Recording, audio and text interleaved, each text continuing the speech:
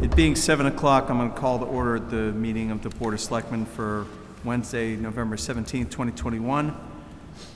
First order of business is public comment. Seeing none, we'll move on to the review of minutes for November 3rd, 2021. What's the pleasure of the board? Mr. Chairman, I'll make a motion to accept the minutes of November 3rd, 2021. Second. Motion made and seconded. Any discussion? Hearing none, all is in favor? Aye. Opposed? 5-0. Thank you. Next up, we have a public hearing for a liquor license transfer and change of location.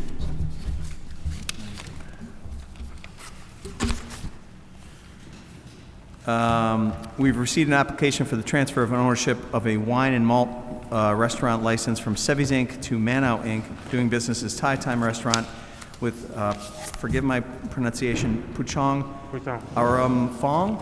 Yes. Sorry, as manager of record for the premises located at 180 Church Street in Clinton, Massachusetts. Before we open this hearing, so the board understands, we have two votes tonight. Because this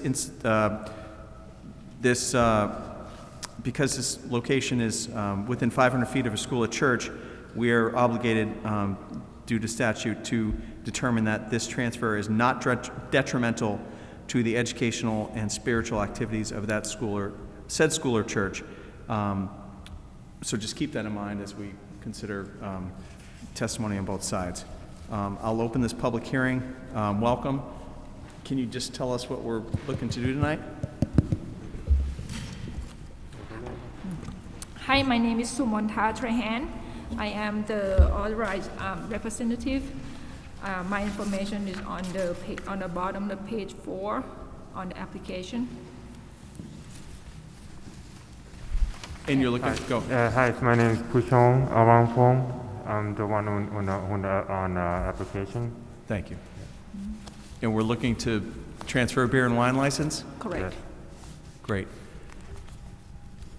The transfer doesn't mess up any of that. If the licenses are handed in, they disappear, stuff that doesn't bother that, right? Michael, that doesn't affect our total as far as transferring if it's a license that's been out of use for a while? No, this is an active license that's been renewed. It's just the establishment hasn't been open, but it's active on our list of licenses. So. Okay. So everyone knows it's a Thai restaurant on Church Street, around the corner from High Street. And this is a license that's hasn't been used for several years. Right. I'll open it up to anyone who's in favor of this proposal. We believe that if we have this license, we will increase the sale, which will be good for the town and for the people. How long have you been in town? It's been a while. It's been a while, right? Almost over 10 years now. 10 years, wow. Yeah, 10 years now, yeah. We don't have a license for it, so when we get a chance, I think it's better. Because our customers keep asking for if we have any beer wine yet. We're working on it until we get one, so we get a chance. We just stuck with the COVID, so everything is kind of off a little bit. And Right. my sister just passed away early this year, so I just like, oh, okay, so it's a time to do it, so we're gonna do it, so. Okay. Anyone else in favor of this proposal? I'll close that part. Anyone in opposition of this proposal? Seeing none, I'll close that part of the public hearing. Open up to questions or comments from the board. Anything? Mr. Chair, I'll make a motion that I don't believe that the transfer of this license is detrimental to St. John's Parish. Or any schools? It's the church Church and and schools? schools, Yeah, just 'cause so it's- I'll make a motion the transfer of this liquor license is not detrimental to the church or schools in the I'll second that area. motion. Motion made and seconded. Any discussion? Hearing none. All is in favor of this motion? Aye. Aye. Opposed? 5-0. And is there a motion to accept the transfer of the license? Mr. Chairman, I'll make a motion, we transfer the liquor license from Sevy's Inc. to Manau, doing business as Thai Time Restaurant on Church Street. Second. Motion made and seconded. Any discussion? Hearing none, all is in favor? Aye. Opposed? 5-0. Thank you. Congratulations. Best of luck. Best of luck, yeah. Good luck. Thank you very much.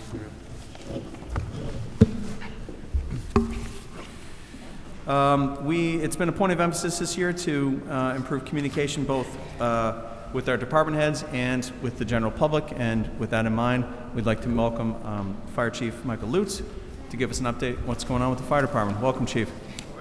Good.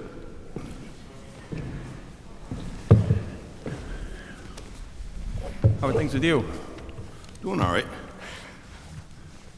So I just kind of put a kind of short Yep. list together. I spoke to Michael, just kind of what we're looking for. Thank you. So just put like a short list together. Then once we're done, or in between, we can go some questions. Thank you. So we'll just start with our purchases. So Ambulance 2, which is our newest ambulance, went into service the first week of October.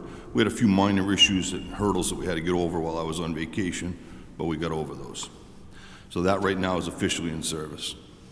Engine 6, our newest engine, is physically in the fire station right now. All 4 of our groups have been trained in the use of the engine, and it's waiting to go back down to Greenwood just for a punch list. There's a whole bunch of little minor problems with it that they got to repair. We spoke to them actually today. They're going to take it on the 29th, which I believe is a Monday, November 29th. So I'm figuring by the time it gets down there, they do whatever they're going to do for repairs. We get it back here. We put the rest of the equipment on it. We put it in service. I would say reasonably Merry Christmas is realistic.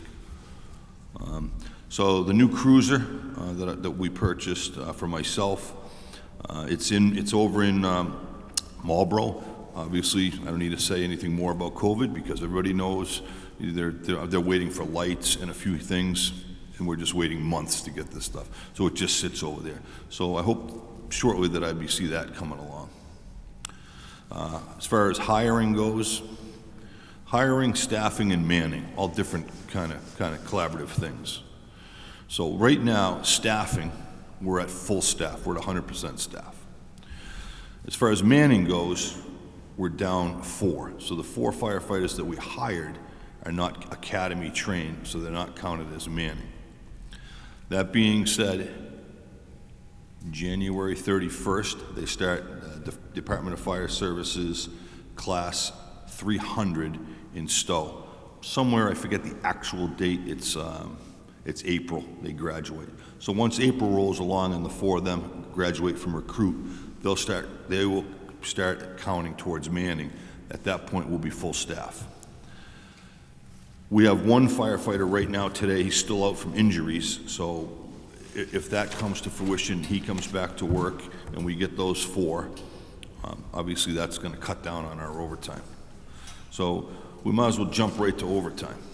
So one of the questions that arose was, is overtime going down, et cetera, et cetera. So I looked at the numbers, and as of the end of October, then I calculated what we spent approximately in November up to date, and we spent probably about 50% of what's been appropriated. Now, once they graduate, there's only going to be 2 months left of that year, but still, that overtime is going to be kind of closed down a little bit, because some of that's going to be obviously a whole month of June, and the whole month of June takes a pretty decent, not crazy hit of overtime with vacations, but it still takes overtime hits.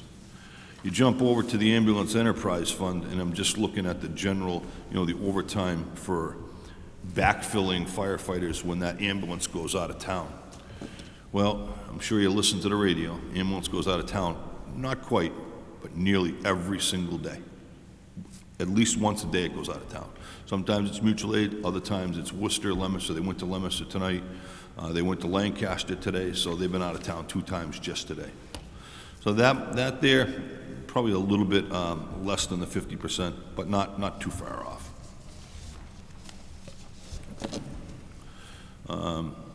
As far as, Michael, myself, Nick, we're working on finalizing the contract with the firefighters, getting that done. Building repairs, Mr. Farragher's doing a good job. We've got a lot of issues. The building is fall of 1984. I remember the day because I moved my father into the building.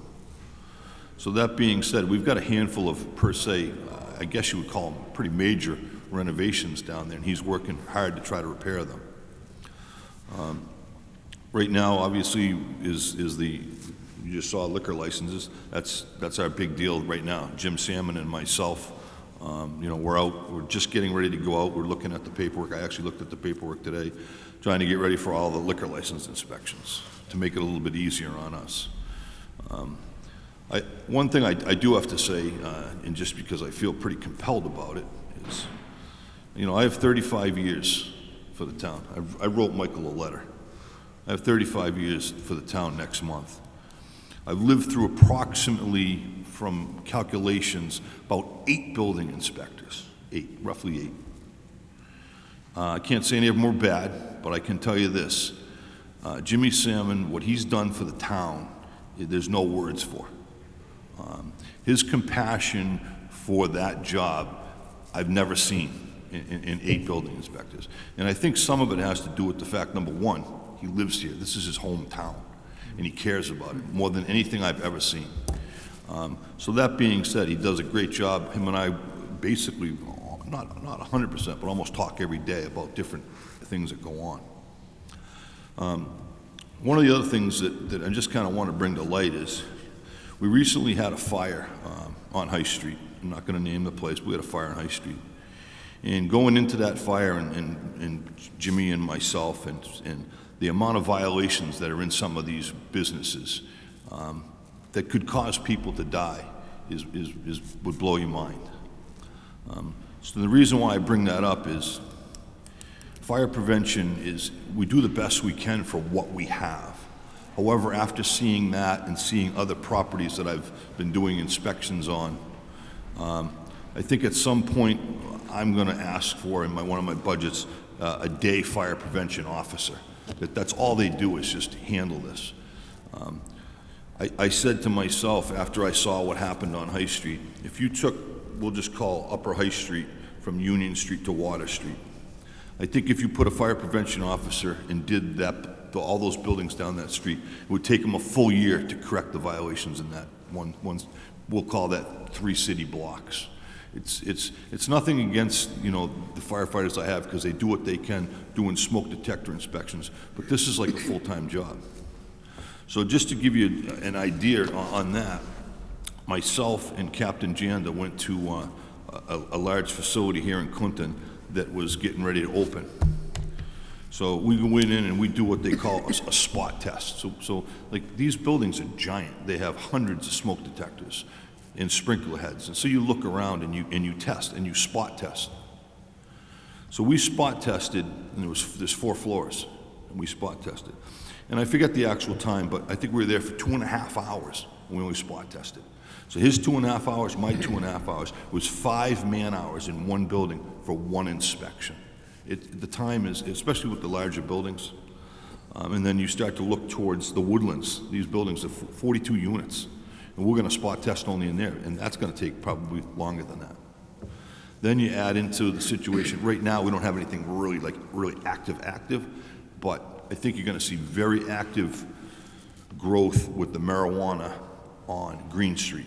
You know, a lot of these people are coming in. Some of the other ones that have the host agreement, they're not doing anything, but Green Street, as in 75 Dunn's building, is very, very active, and that's going to be big inspections. Then the last thing, basically, you know, we all know I've asked for 2 years. I understand the COVID, the paramedics, et cetera, et cetera. But that being said, with the staff that I have today, full staff, if we hired 3 more firefighters, irregardless of their status, whether they're EMT or firefighters, our fire station will be at maximum capacity.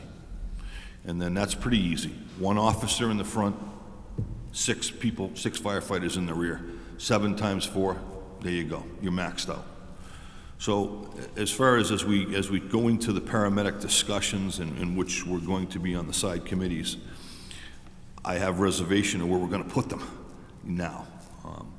You know, I have made comments, and I've made them to people in the know, and one of the things, no ill respect to Dr. Meyer, because I know Dr. Meyer is looking at the old fire station for stuff over there. However, my opinion would be that wouldn't be a bad place to house paramedics and office space, because we have a degree of parking in the fire department. as far as, and way back in the day, when I say back in the day, I'm going back to Chief Hart, all the way back to him. He always wanted to put the building inspector, the wiring inspector, the electric inspector, the fire chief in that building and run all the inspectional services together. So I'm just throwing that out as an option. I know it's a lot of money to renovate a beautiful building and et cetera with the respect to parking, but that's what reality is. Reality is we're starting to outgrow our britches in that building. That's it. That's my list. Thank you. I'll open it up to questions. Yeah, Chief, thank you very much for that. Yep. So with regard to the fire prevention officer, so there's discussion about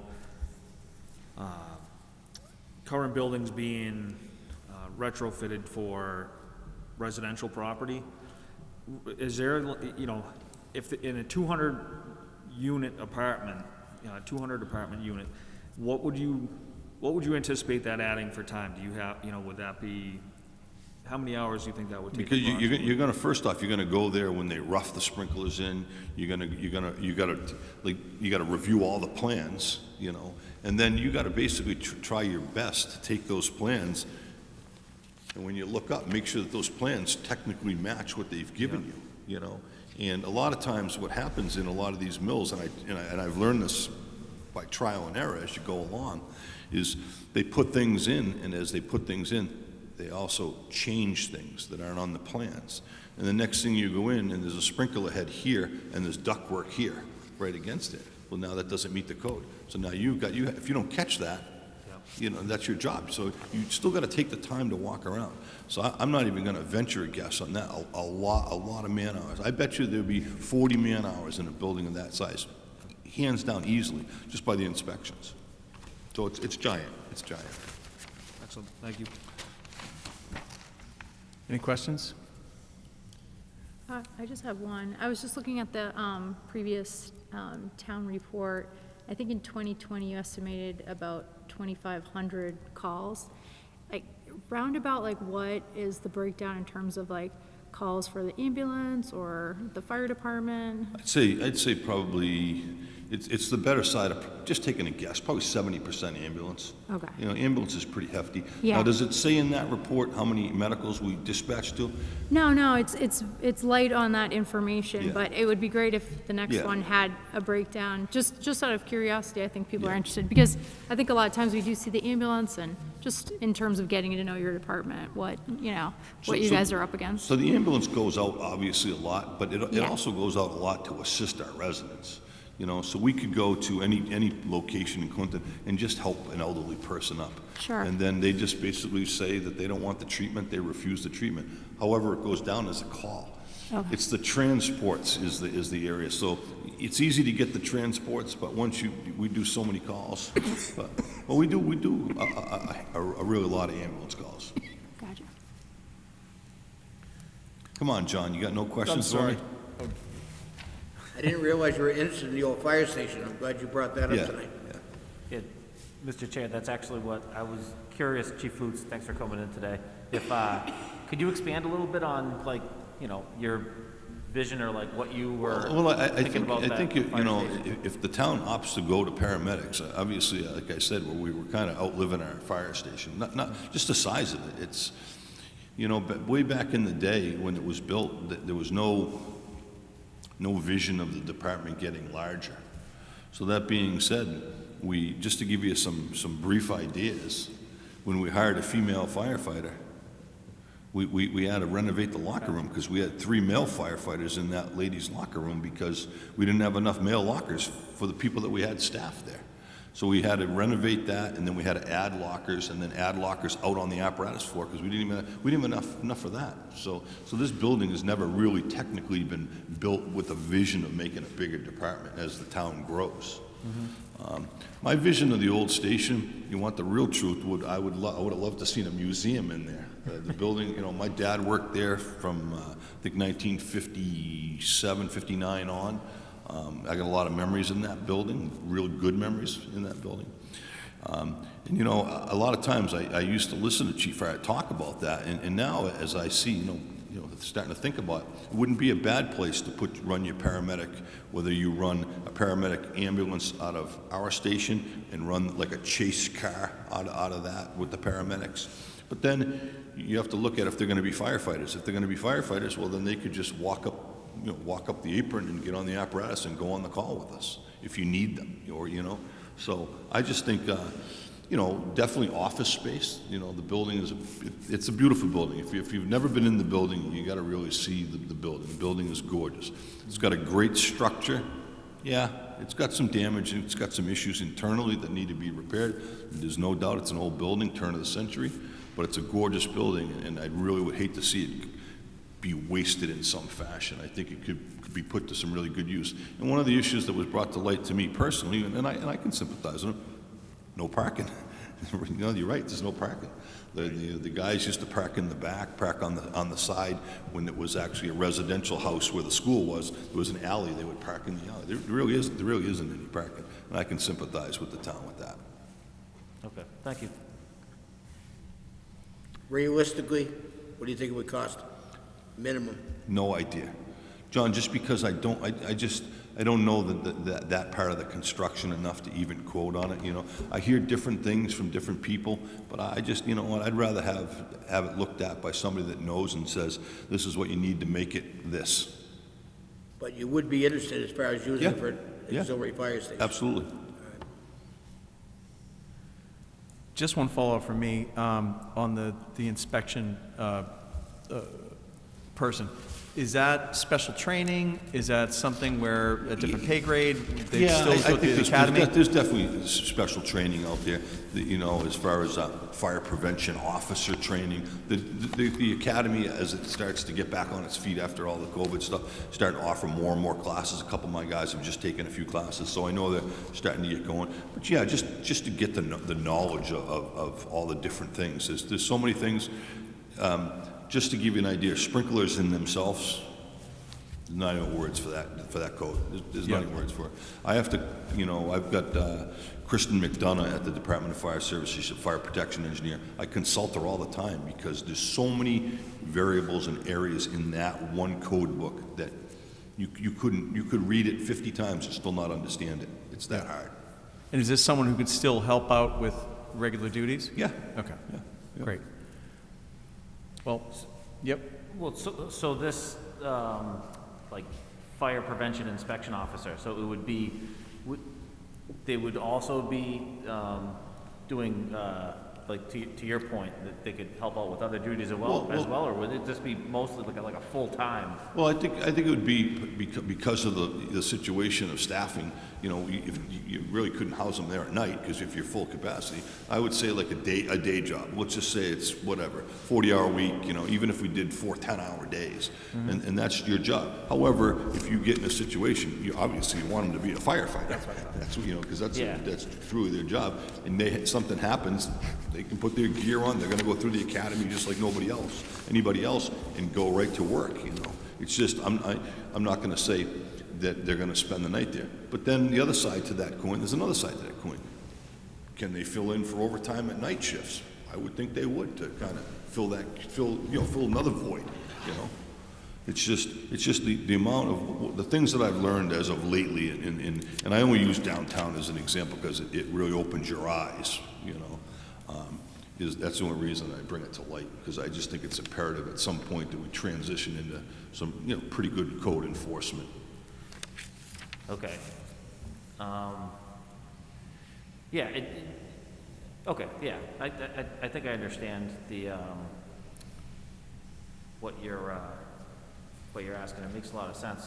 I guess my question is in, like, say 5 years down the road, is there enough property and enough buildings and stuff in town? Like, it wouldn't be a case where in like 3 or 5 years, this person would be able to catch up on everything. And No, you can never catch up. Okay, This is so it'd be like a job that you can never catch up on. Okay, all right. Because by the time, some of the other things that I learned with the building inspector is under the law, and I'm not sure the actual number, but from memory, speaking to him, is I believe 3 families and above, you're supposed to inspect every 5 years.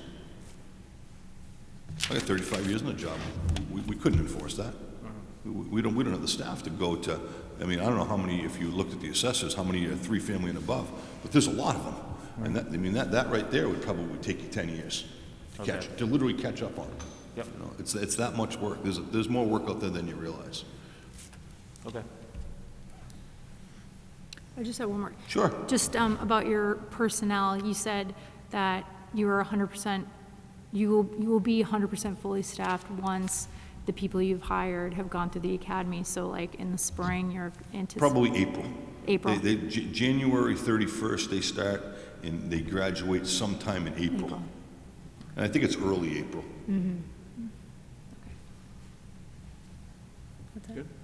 Thank you, Chief. This is really helpful. Sounds good. Thank you. Keep in touch. Got it. Night, Chief. Thank you. We have some interest from Diligentia Express Cannabis Delivery Business to open up discussions for a host community agreement to operate a cannabis delivery business at 20 Cameron Street in Clinton. Welcome. Just state your name and address for the record, please. Leonard Sanders, 20 Cameron Street.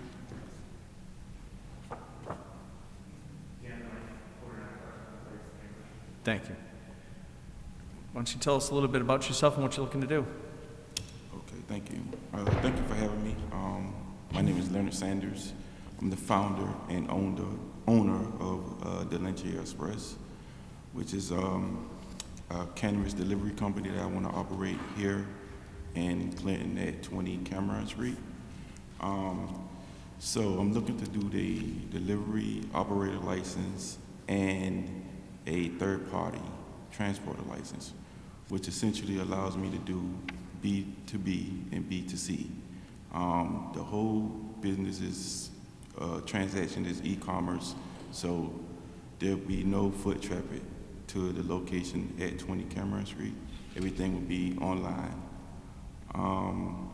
Looking to hire between 13 to 18 people here with preference going to the people of Clinton, the town of Clinton people first.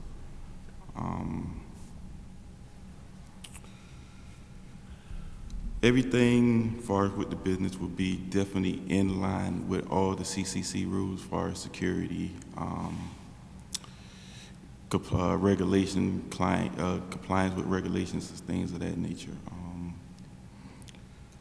And that's pretty much the drift of it, what I'm trying to do here. Thank you. Just so people at home understand what we're talking about here. This is the former Weetabix property? Is it a piece of that over there? Yes. Correct. Okay. And is anything stored there, or you're picking up from dispensaries and yes, delivering? I will be allowed to store there. Customer will be able to order online, then I will make deliveries to their property. Everything will be tracked, GPS, detail, chain of command, custody records. Vehicles, I'm looking now, the vehicles will be hybrid or full electric. So it'll be, friendly to the atmosphere. So yes, yeah. I just have one question. Why'd you pick Clinton? So I did a lot of research here, and there's a high demand for this area. I think it's going to be a very successful company here. We're looking at very decent revenues, and that translates into money for the town of Clinton also. So. Terrific. Do you plan on utilizing the whole building at 20 Cameron? Yes. You do?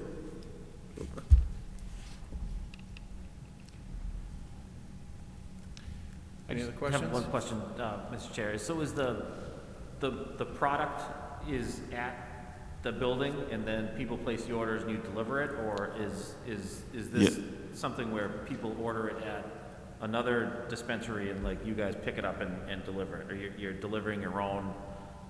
I will be delivering my own product. Okay. So, yes.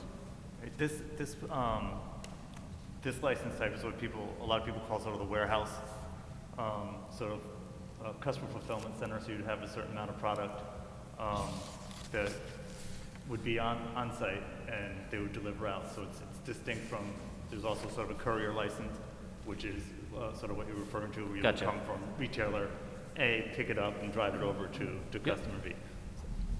So will customers have the option to actually just go to the building to purchase it, or no? Negative. Okay, all right. I guess I had a question for town council. Does this affect our cap on two? This wouldn't count as a dispensary then, even though they're storing stuff and delivering it?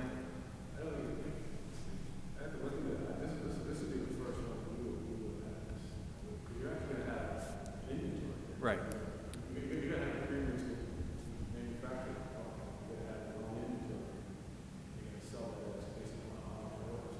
Correct. Yeah, because we've entertained, there was another business that was looking to, but I think it was the courier thing, where they were just looking to... Just a delivery. Just delivering, so, right, so this would be different. Right.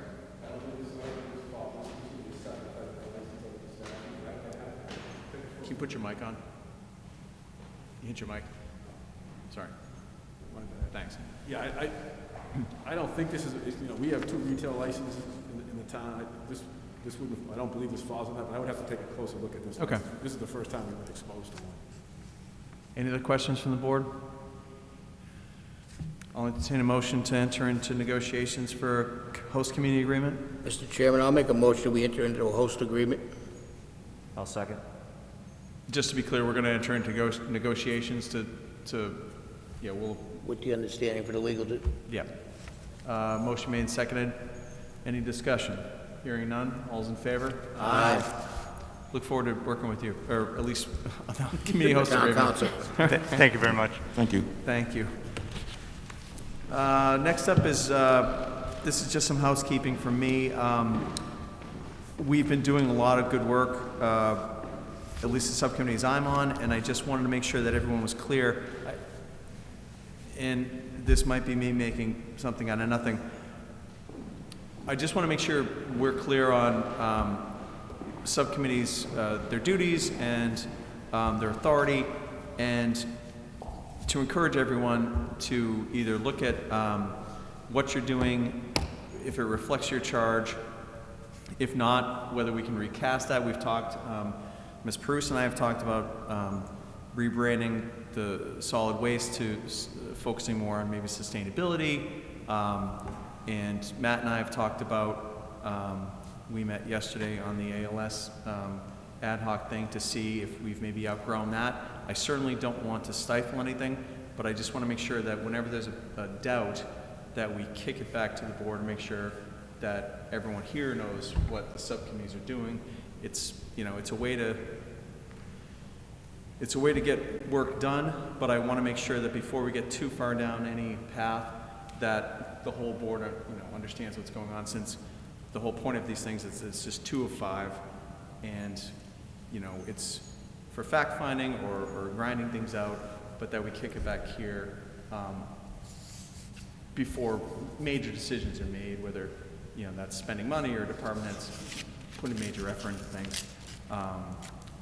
So I'm open to anything. I just wanted to make sure that we were all on the same page as far as what the subcommittees are doing.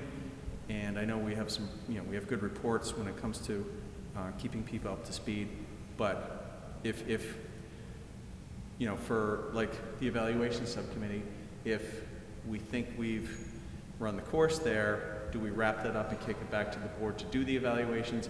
I just want to make sure that people understand that we're not running some kind of shadow government underneath what we do here. Not that that's the case, but I'm just, for the benefit of the doubt, I just want to make sure everyone knows that we should stick to our charge. And again, if we're finding, like Matt and I are finding on some of ours, that it's going a different way, then maybe we can hit reset and recast it as something else. We've rebranded the Christmas decorations committee as a whole downtown thing. So I'm not opposed to making these work in different ways. I would just encourage us to, instead of just keep rolling down a way, to hit pause, come back here, and we can all reset together so that it's 5 of us working together instead of a bunch of teams of 2s. And, please. So with regard to the subcommittee and the fire department, originally we had discussed, an opening of communication between the fire department as it related to their upcoming collective bargaining without any discussion about collective bargaining taking place. Right. Which also included AOS. So that was my understanding of that position initially, and I don't know if anyone else recalls that conversation, but I do not recall it being as specifically related to ALS, if that makes.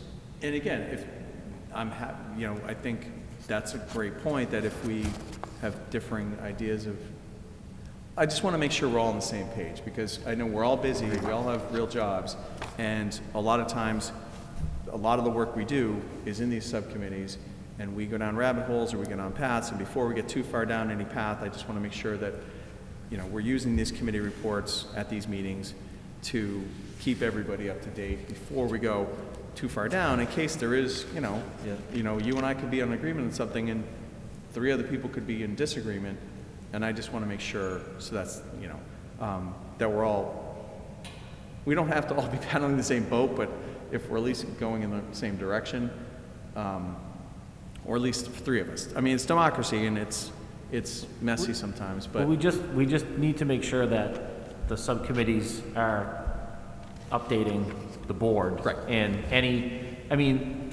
we'd go out of our minds if 5 of us tried to handle everything that happens in every subcommittee. So there has to be some things that get handled at subcommittee, but all major decisions should be brought back to the Board of Selectmen for a decision within, that's the purpose of the subcommittees, is just to be more efficient, to kind of do your homework and then come back to the board and say, all right, we found out X, Y, Z, and our choices are, ABC, and then discuss, there will be, our cable subcommittee doesn't have to bring, every time we buy a camera, we don't have to bring that to the 5-member board to make a decision. We're allowed to have a little bit of flexibility to make some decisions, but major decisions like, if we eventually start looking at a studio in town or something, that would be something that would be brought to the attention of the entire board. So I think as long as we're smart about letting the subcommittees handle the smaller stuff and making sure any major decisions get kicked back to the board for discussion and for approval, I think we're fine. I actually think, almost to go in another direction, that because it's kind of always been just the tradition, the way it's always been done, that we always have 2 selectmen on each subcommittee. I think moving forward, just because the subcommittees have grown, people have different initiatives and different issues they want to tackle, it wouldn't be the worst thing in the world if just for consideration in the future, if we, instead of always having 2 select board members on every subcommittee, I don't think there's anything wrong with having a subcommittee with just 1 select board member, and that way just to spread so that each of us can be on less, not all of us have to be on so many subcommittees. They'll be spread out more equally over 5 of us. But that's just, that's for future consideration. Yep. And something else to your point, when a subcommittee is proposed, maybe considering, establishing or creating an objective Yes. of what that subcommittee is, and then that way you can always relate back to it, and if we find that things that are being discussed don't really fall in line with what the original objective is, then reconsidering either, transforming, ending, or recreating, whatever the case may be. And that's, I think, where the fire department thing got a little off track, because it was so open-ended, where, we could look at it, the old elephant thing, where somebody's touching the leg, somebody's touching the trunk, we think we're doing the same thing, but coming at it from different directions. So I guess that's the thing. I just want to make sure we're erring on the side of caution, and it's just a courtesy to other members of the board, because I'm sure we all want to know what's going on, and before things get too advanced, just keep other members in mind when we're moving forward. Go ahead. Yeah, I think in terms of like what is going on, I would love to see an updated list, because like you said, if we have ideas or information that could be beneficial to each subcommittee, we just wanted to update the who's on which committee and who we should reach out to if we have information. I can just comment, Mr. Chair. Yeah, I mean, really, the key with the subcommittees is, the subcommittees, they get their authority from this board. So I think the key to Ed's point, you know, a lot of times the subcommittees are there to do homework, do the research, and then come back to the board. But any decisions made by the subcommittee, even the small decisions, that authority has to come from the board. For like the cable committee, we have the authority. I remember when that authority was given. We can purchase, you know, equipment. We don't have to go back to the board for every purchase, because the board gave that subcommittee that authority. That's the key. And even once you get the authority and the scope of a subcommittee, if the subcommittee then wants to expand it for whatever reason, they want to go beyond those borders, that's fine, but they got to come back to the board and say, hey, we're going to now start focusing on some broader, you know, whatever it is the subcommittee wants to do. Just so the board knows, but then we're being transparent with the public, because I think that's some of the concern that may be going on. There's a lot of things that are going on. Not only does the board doesn't know what's going on, but other people don't know what's going on either. So I think that's what we just have to be careful of. And that's true in most communities. You just got to be careful that whatever authority you have, you don't go outside that authority. If you want more authority, you come back to the board and you get it. Yeah, I'm never going to stand in the way of good work. I think we owe it to each other to keep us all on the same page and have a healthy debate. If for some reason or another there's a lack of agreement, we can work it out here instead of behind the scenes. Thank you.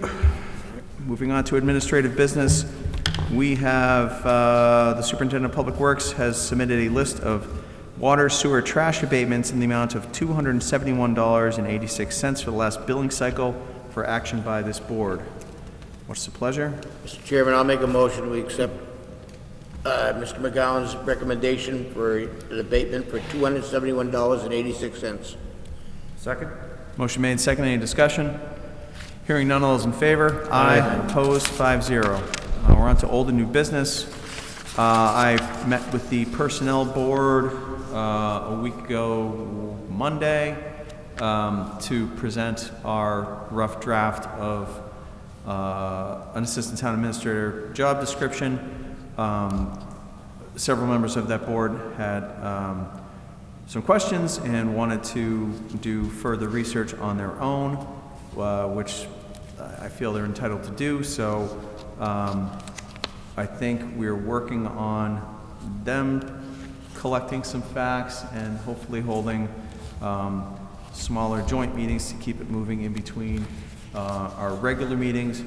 But the hope is that we eliminate any apprehension about this position and clarify, as I know the HR director has been unable to tweak this the way we wanted to, but in no means was that draft a final. We were hoping to get their sage wisdom input on our broad strokes. So hopefully in the next few weeks we'll have a finer point on that and have more information at our next meeting. Mr. Chair? Yes. So the points of concern, would you be able to elaborate on any concerns that they had that they wanted to look into? Yeah, it was mostly, if I interpreted their concerns correctly, just making sure that we eliminated redundancies or considered any redundancies with any staff members who are already here. Again, it's not our indication, it's not our intent in any way to take things away from people. We're trying to add staff to make people's lives easier. So, and again, I'll take blame for this, that, we went in with some sketches from what we've talked about, and they went right to the fine points about, well, someone's already doing this, or is someone doing this, or can we, is this a redundancy, which I appreciate. We certainly don't want to make anything redundant. We run a lean staff here, and I think that's one of the big reasons we're trying to bring on extra help, is so that the people who are already providing value can keep doing that and hopefully, do their jobs better. So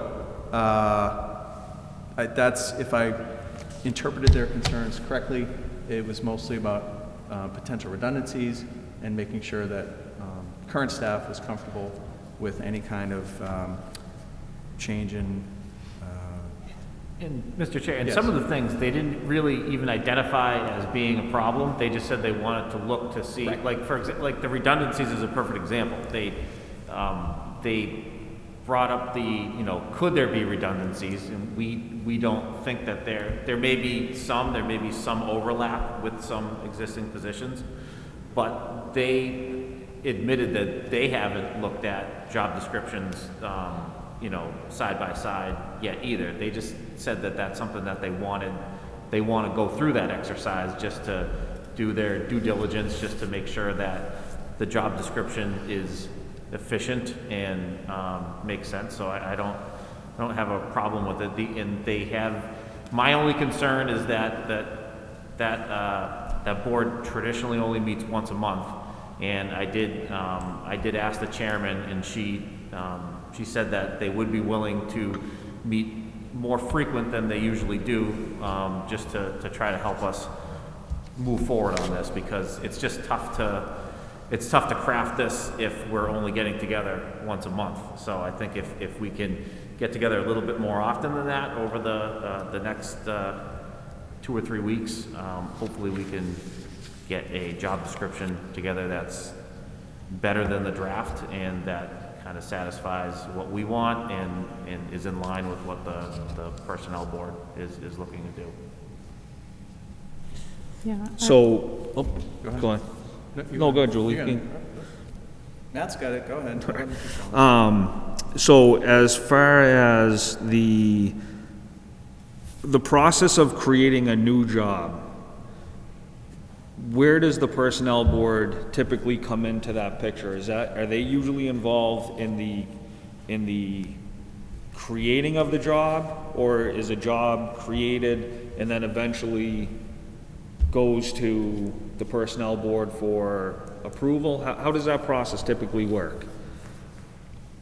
I mean, yeah, typically if a department has a need to create a new job, that's, the department comes up, it's not the personnel board comes up with that, obviously that recommendation. But then once that department comes up with the recommendation and, a draft job description, it goes to the personnel board to review the job description, make sure where it fits in within the grid, and make sure, and kind of doing what they're doing now. That's and you're gonna have to get the personnel board's approval to move forward. But typically it generates the board here generated that new position. It went to the personnel board, and I wasn't privy to what went on, but obviously they've got some questions. But I mean, that's part of their their responsibilities under the bylaw. Is it within their purview to determine whether or not a job is necessary or needed? Like, can they make that call that? I think it's for the department looking for the job to negotiate, discuss with them why the job is needed. You know what I mean? But I think it sounds like what Ed just said is they had some issues about there being overlap. I'm sure we can address that and move forward. But you do need the personnel board's approval to move forward a new position. Now, whether or not I haven't looked at what their comments were, whether or not they're stepping outside their bounds. I don't know the answer to that. All right. Yeah, but they have to provide some sort of an explanation if they think that a position is not warranted, right? I mean, they can't just say, we don't want it, and Yeah, too bad. I think that would just be the logical. If they, for whatever reason, they think the position's not necessary, I think they would have to articulate that position. Right. I missed that last part. They would. What's that? No, I missed the last part of what you said. They would have to, they'd have to, rationalize why. I don't think they could just say, no, you're not getting the position without, giving an explanation for why that's their position. So, and I think that goes back to the question that, we had just asked, as far as if a department thinks that that position is necessary and it's created, does the personnel board have the authority to basically, lack of a better word, shoot that position down, or deny it? I'd have to take it's never happened in the past. It's always Yeah. been worked out, between the personnel board and the department looking for the position. So I'd have to take a look at that, Matt, and see, Yeah.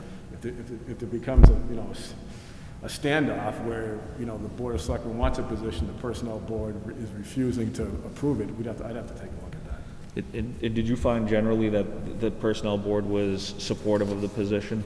Unless I grossly misunderstood them, no, I think they are just making sure that, you know, change is hard, and they want to make sure it's a small building and that a position of this responsibility just fits in well, which is why I think we brought it to them. And again, I appreciate their point of view.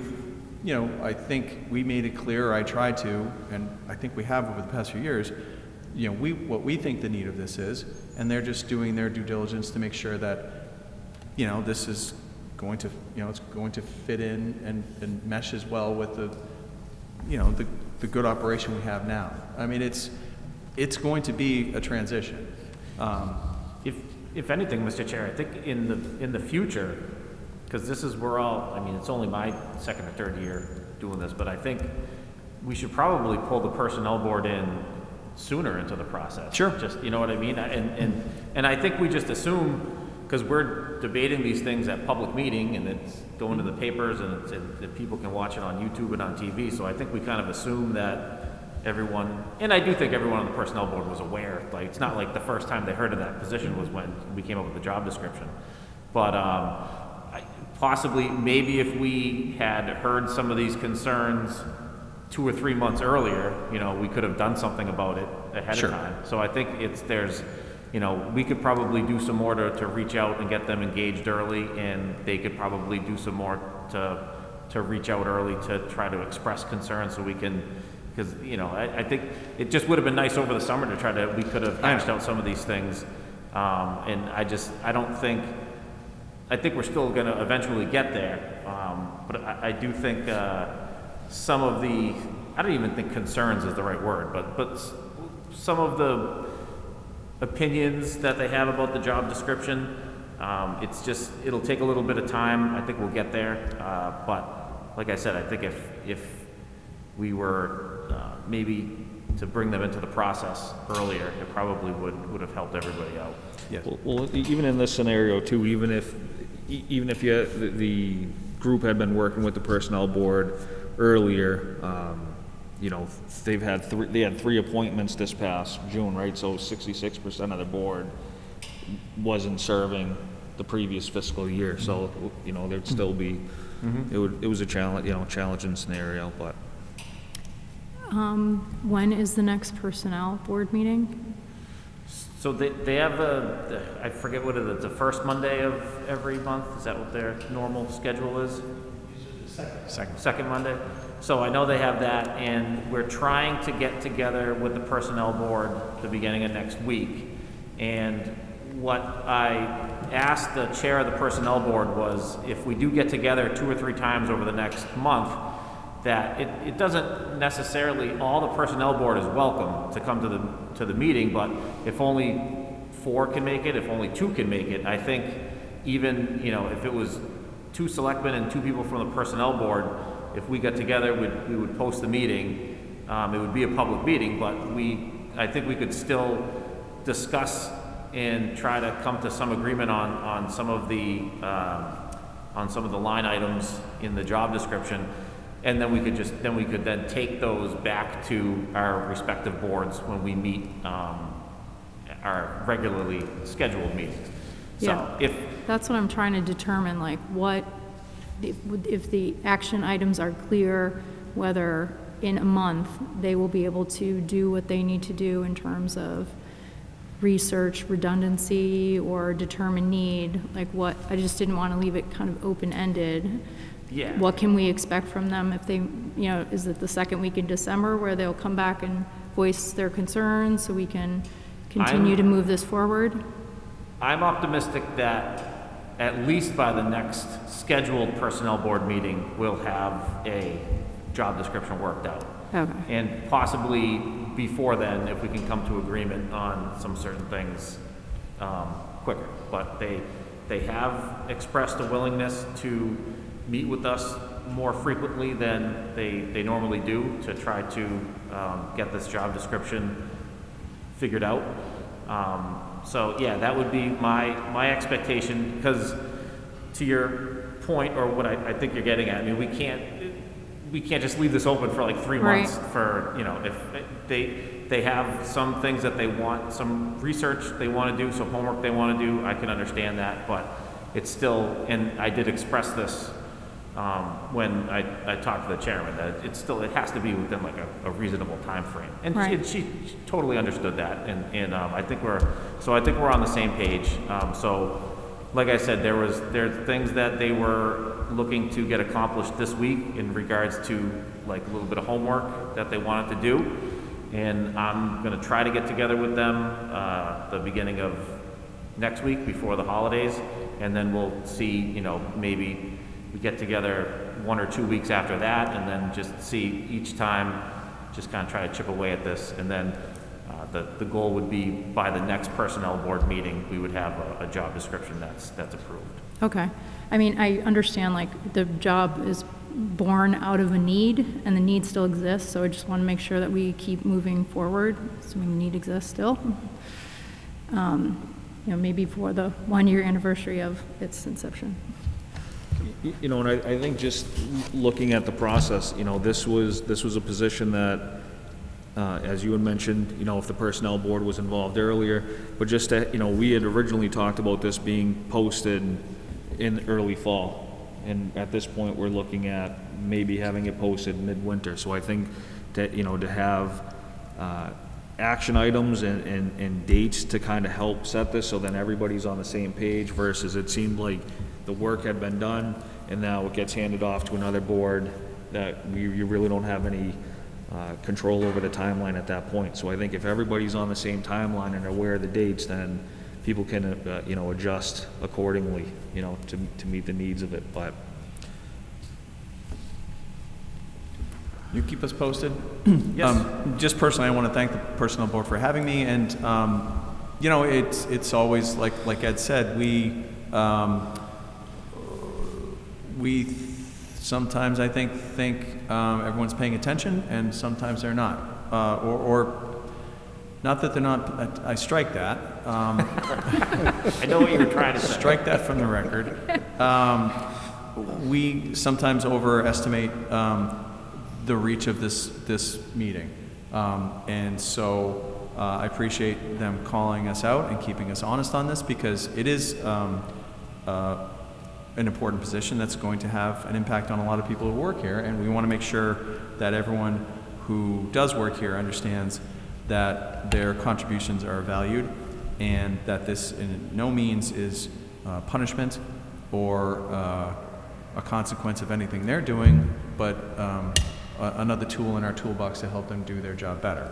So while it was at times humbling, I do appreciate our frank discussion, and look forward to working with them toward getting a position that I think is going to serve the town and all the town better. So again, I look forward to hearing more from Ed on this. Any other questions, comments? On to the longest sentence I've ever written. I ran this through the spell check, and oh gosh, Mrs. Hefner would have freaked out when she saw this one, because it's one sentence. I haven't written a proclamation before, and gosh, this is a long one, but I tried to take some information from the Carter Library biography and some local. I was actually able to find which is interesting if you look it up. They have the transcript of the meeting. I think either in his library online or another presidential library, and it's really cool to hear, you know, what was said on this stage almost 45 years ago when a president was here. So I'm open to anything. Again, this was based off of the Gordon Langton one, which to our best knowledge is the only other time we've made someone an honorary Clintonian. Again, it's not super time sensitive, other than the president's 97, and we're trying to keep this moving.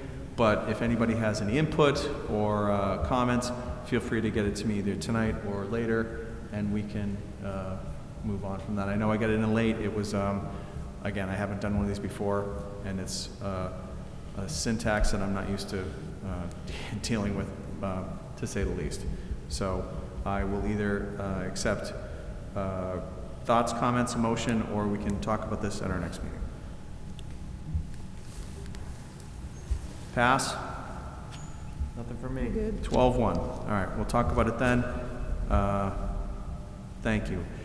We recently, is this an update of what we already took, Michael, about precincts? The town clerk is requesting that this board adopt updates to the new precinct map as provided by the Census Bureau, changing non-visible boundary locations to the street name. Can you translate that for me, just so I know? Right, the boundary is staying the same, but the description that the Census Bureau came back and wanted to put in street names as to where those different points of the boundary will change. So since it's a new document than what the board voted, the town clerk is asking if the board can re-vote that, and it doesn't change, it stays the same as you were voted, but the language changed, so she just asked if you could just approve the new language. Okay. Everyone understand? Sure. Better than me? I'll accept the motion. Mr. Chairman, I'll make a motion, we give the town clerk the authority to make the necessary changes. Second. Motion made, second, any discussion? Hearing none, all those in favor? Aye. Opposed, 5-0. We had talked about this, I just kept it on to make sure we were moving forward. At our most recent sidewalk and snow removal subcommittee, we spoke with the DPW superintendent, who showed us a copy of a flyer that we'd sent out in past years. In the meantime, his staff sent me an updated one. Obviously, I handed it up before the meeting. We're trying to get a lot in here, but there's a lot going on. So I think this is a great start and certainly a timely solution to what we're trying to do. For future reference, Chris said design and postage for something like this, I think came in just a little over, let's just say it's about $2,100. So to do something like this in the future, if we wanted to, and I think their schedule right now is something about leaves and something about snow removal. If we wanted to do anything to either amplify this or supplement this, you know, that 2,100 figure would cover, you know, basic design and postage. So again, if everyone's happy with this, we can move forward. I know Matt and I have spoken informally about making sure everyone understands the options as far as alerts and, you know, Minimum cost. yeah. And we've, you know, I've posted stuff on the Facebook page, and we've tried to use the website more vigorously. So I just want to make sure we're all on the same page. If this is meeting everyone's short-term goals going into this winter, knowing that number, and it's something to think of. I just want to make sure we're all on the same page. Yep. Questions, comments, okays? It's going out. I just want to, you know, if we want They to, just go in an envelope? sorry? They go in an envelope or Does this go with the water bill? water bill? Yeah, Okay. So So the everyone gets- postage for the water bill is included in this? sorry. The postage for the water bills is part of the 2,100? Or is that just printing? I mean, I don't need an answer now. Unless he's sending out, Is it separate from the Same water envelope. bill or going with the water bill? Same envelope. right. Yeah. No extra cost.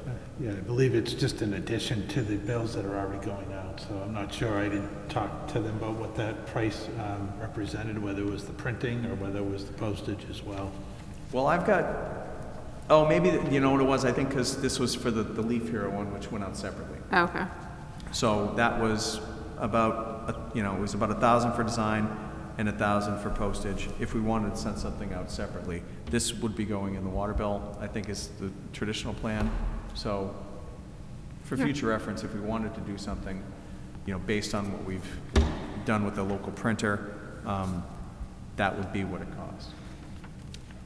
Mr. Chair, Yes. is this available PDF? translated? You know, is there an availability I don't for it see that why we it can? can't be, yeah. I don't know how we would target people for mailing, but certainly for the website. Or just even if, you know, even on the website, exactly Yep. right, if So how would you, like, how deep would you want, like, what is the schools, I guess I could check one of the emails I get from the schools. I know they do Portuguese, Spanish, Spanish and Yeah. Portuguese, but you also have, Asian you know, you communities. can put a, Like a Google, we talked about that, like a Google, there's like Yeah, a plugin for translate. the website where you could, like a plugin for the website where you could translate it to whatever you want. yeah, so I mean, they're, you know, typically what they'll do is there'll be a, you know, there's a footnote and it will just say in 5 or 6 different languages, you know, to translate this, click here. Yep. And then it kind of goes that way, but, just a thought, you know. No, that's a good idea. If it's okay with the board, I'll look into that and see, because I know it's a PDF, so I wonder, we'd have to get it, would we have different versions of the PDF on there, or would we just take the language and put it on the site? And not knowing the mechanics of how these translation things work, we might have to strip this and put it in to its own page, maybe. But let's take a look at that, because there's no explore it. reason, I mean. Yeah, Yeah. right, because there is a translator plug-in to the website, but I don't know if you pull up a PDF, if Right. if Yeah. it'll read it in a, you know, in- Normally, I would just put this like on the Facebook page, like just put the PDF part, but to your point, that doesn't help if you're clicking a button and the whole thing switches over to Portuguese. So that's a great point. Let me, I know that the school has an outreach coordinator Okay. who's been extremely helpful. Great. thank you. All right. Anything else on that? Hearing none. The town administrator is scheduled to provide a status on the list of goals issued by the board for this fiscal year. Ed, do you want to preload this? I know you guys, this is from you guys? I just, Yeah, I mean, it's a output of our subcommittee, but we had just talked to Michael at our last, Okay. at our last evaluation subcommittee, and just asked if he would be able to just give a brief status update of the specific town administrator goals. Yeah, I don't really want, we don't have to do a deep dive, but it was just from time to time, I think it's just good to kind of keep the board updated on how all the goals are going. I mean, we certainly get updated when we talk to Mike in our evaluation subcommittee, but I think it's a good idea a couple times a year just to kind of get a status update on some of the goals. right, yeah, I mean, the board does, yeah, it's our evaluation, so it'd be great for everybody to hear. Sure. Yeah, thank you. Okay, sure, Mr. Chair. So I'll just kind of go through. There were 6 goals that board had approved back prior to the beginning of the fiscal year that I'm working on at this point. I didn't know, no real order, just kind of the way that I had them drafted. But the first one was data gathering for a time entry reporting system for employee time capture. So over the summer, I did demo a couple of products. One is a NovaTime through Andrews Technology, and the other is Munis, which is a module that's part of the financial software that we're working on. So I did go through, see the features they had. I do have some pricing for that. I would say, you know, my recommendation would be hopeful that we, if the board wants to go this route, to maybe do something with Munis, since that's the product we'll be having. But there are other options out there as well too. And like I said, I did look at the NovaTime, and they have all pretty similar options between the two. And I have pricing for that, which I can refresh if need be, if it's something the board wants to talk about at budget time. So, and the next one, going on to the financial software, was another one, implementation of the Munis project. We are in the midst of that right now. We've had a kickoff meeting. Our portal has been created through the company that we can start loading our data into. We've hired a consultant that is working on chart of accounts. Definitely familiar with the town side. The school needs to have very specific accounts based on what they need for the Department of Education. They are using a product that was bought by the company that owns Munis. So the hope was they already had a conversion tool, but they don't. So that's something that we're going to have to work on, but that's not a big hurdle. It's something that they've done before, and we certainly can get through it. So the hope is over the winter to complete all the data conversion, probably most of the spring, because it's a very complicated program. There'll be a number of departments involved. They're probably taking most of the spring for training, employee training, probably for a couple of months. And then the implementation date is for 7/1. That was the preferred date for our financial offices to start at the new fiscal year instead of the middle of the fiscal year. And last year, trying to, even the company, acknowledge it was very difficult doing these implementations during COVID and remotely and trying to get people to work together. It is a lot of work for the departments to, our consultant is going to do the coordination and give everyone the direction, but it's a lot of work for these offices, the business office at the school and the accounting office here, to come up with the Excel data spreadsheet and information and clean it up to make sure that the conversion goes well. Because we don't want to take any old stale data and then just load it into the new system. The hope is that we're going to clean it up before we get started with the new system and we can start fresh. So that's moving forward, and like I said, it's a 7/1 implementation for the next fiscal year. The next one was the organizational initiative to try to kind of get things a little better in line with the busyness of our office. And one was to try to clear out some old files and try to, again, just open up a better working environment. We have a storage area that we were able to clean out to start moving a lot of the older files from our office, which we didn't have in the past, so that was a big help. So a lot of work has been done on that. It's probably, I'd say, 60-70% done, and probably over the next month it should be pretty much completed to get that where it needs to be. The project software tracking action items and the goals, I think it was mostly set up for these goals and big projects. My initial thought was, I think I mentioned to the board, I was demoing some project software tools, but that demo that trial period has expired. But I think in talking with the board, I think they seem to be some recommendation that we maybe start with just maybe some Excel spreadsheets and kind of do something that captures the data, but it's not too complicated. So I had examples that a couple of board members had provided, which I appreciate, and we're going to put something together based on those tools and put something that the board hopefully will feel is useful. So, personnel evaluations of direct reports was the next one. I've met with most of the department managers. We've discussed the operations and the process of the evaluation and the need for them then to continue on with their staff to do evaluations from there. So we did go through the Human Resources Department had established a form and a process which was approved by the Personnel Board. So I explained that process to them. We talked about the departments and expectations. I laid out some goals that I'm providing to them, and there's a self-evaluation assessment tool as part of that.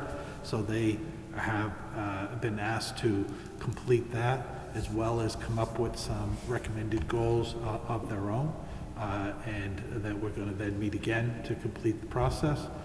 The only ones I think I haven't met with are the new employees, or long-term department heads I've gone through, but a couple of the newer ones, which will be just starting new. There's really not a lot of evaluation because they're newer. It's really just starting the goal-setting process with them.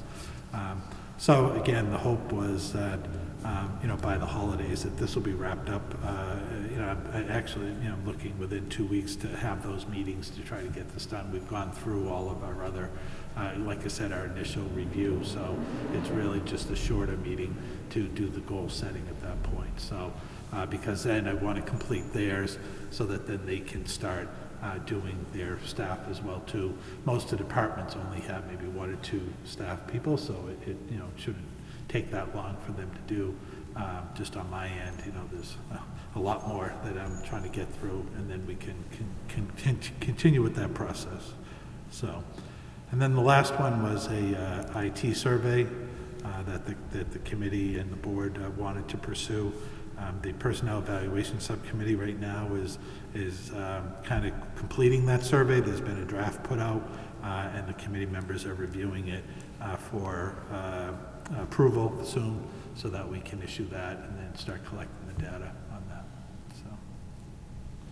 So those were the 6 that I'm working on, and again, we'll continue on, and if the board feels the timelines need to be changed, certainly let me know, but at this point, we're moving forward. Thanks, Mike. Questions, comments? We will, our subcommittee will be getting back together with Mike probably in the next couple, probably after Thanksgiving. We'll follow up. Mike's been making a lot of progress on these goals. I think what we'll try to see is if we can put some tentative dates around some of these goals too. And maybe the beginning of next year, maybe we can have a discussion about where we're at on some of those dates, and possibly, do we want to add goals? If some goals have been met, can we remove them? And then I think the next thing that's important, though, I know Michael's working hard on getting the evaluation squared away, but I think what we want to do is just set just tentative dates for like when some of the evaluations are planning to be completed, just so we can, and it doesn't have to be, a drop dead date, but just to get some ideas of how this evaluations process is going to kind of cascade down through the rest of the departments. But overall, I think Mike's definitely made a lot of progress on these goals that we came up with. So I just want to commend him for all the work that he's been doing on it. Thank you.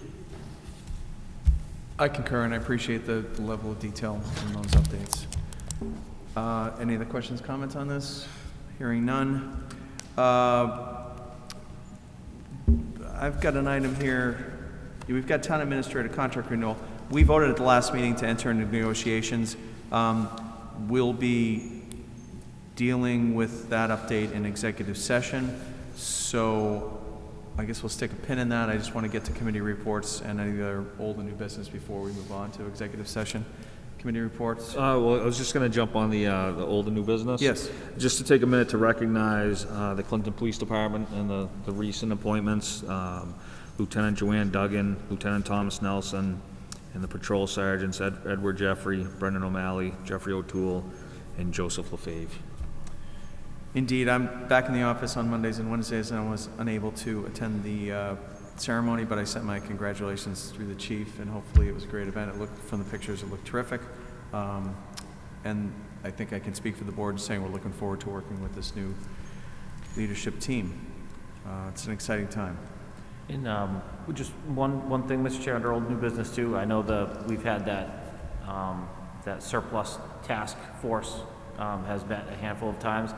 And I know when we originally proposed this idea a couple months ago, I think we were kind of targeting the end of the year for some, and it doesn't have to be this is the definite plan, but what we're hoping is that by the end of the year, we have at least a couple ideas of where we think, maybe they're just, maybe there's multiple options on each of the properties or whatever, but I think we'll start looking, that subcommittee will probably look to get together after Thanksgiving, sometime in December.